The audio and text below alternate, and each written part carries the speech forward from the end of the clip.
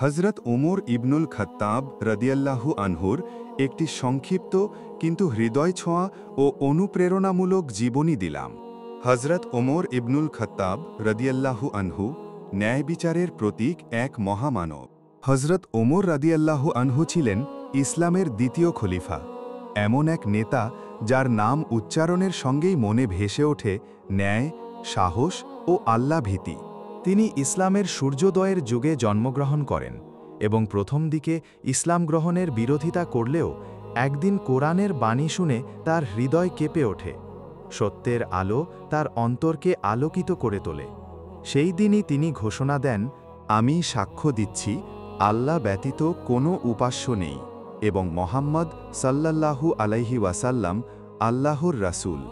ইসলাম গ্রহণের পর তিনি এমন শক্তিতে দীপ্ত হয়ে ওঠেন যে মুসলমানরা প্রথমবারের মতো প্রকাশ্যে নামাজ আদায়ের সাহস পায়। তার ইসলাম গ্রহণ ছিল ইসলামের ইতিহাসে এক মোড় পরিবর্তনের মুহূর্ত। খলিফা হিসেবে ওমর রাদিয়াল্লাহু আনহু ছিলেন অনন্য। তিনি রাতের অন্ধকারে শহর পরিদর্শন করতেন। গরিব, এতিম, বিধবা ও অভাবীদের কষ্ট নিজ হাতে দূর করতেন। তার শাসনামলে মানুষ বলতো, যদি এক কুকুরও নীল নদীর তীরে ক্ষুধায় মারা যায়, ওমর রাদিয়াল্লাহু আনহু তার দায় থেকে মুক্ত থাকবেন না। তিনি প্রশাসনে আনেন অসাধারণ সংস্কার, বিচার ব্যবস্থা, বেতনভুক্ত সেনাবাহিনী, বাইতুল মাল, রাষ্ট্রীয় কোষাগার প্রবর্তন করেন।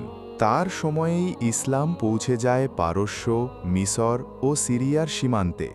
তবুও তিনি ছিলেন অত্যন্ত বিনয়ী। একদিন এক সাহাবী তাকে বললেন, হে আমিরুল মুমিনিন, আপনি এত বড় শাসক।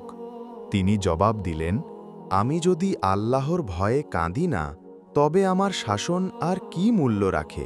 অবশেষে নামাজের অবস্থায় এক দাসের হাতে তিনি শহীদ হন।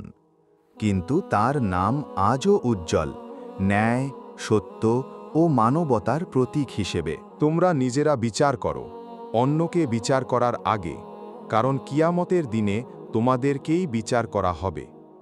হজরত ওমর রাদিয়াল্লাহু আনহু।